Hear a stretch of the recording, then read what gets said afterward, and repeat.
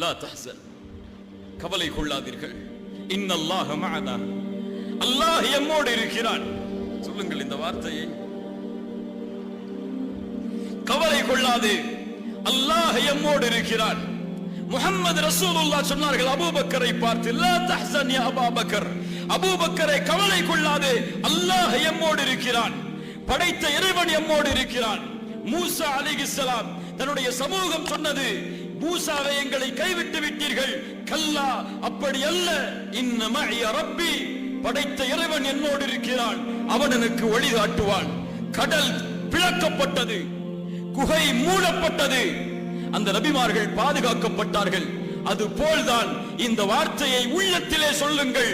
இறைவன் என்னோடு இருக்கிறான். அவன் என்னோடு இருக்கும் போது எதுவும் எனக்கு இழப்பில்லை.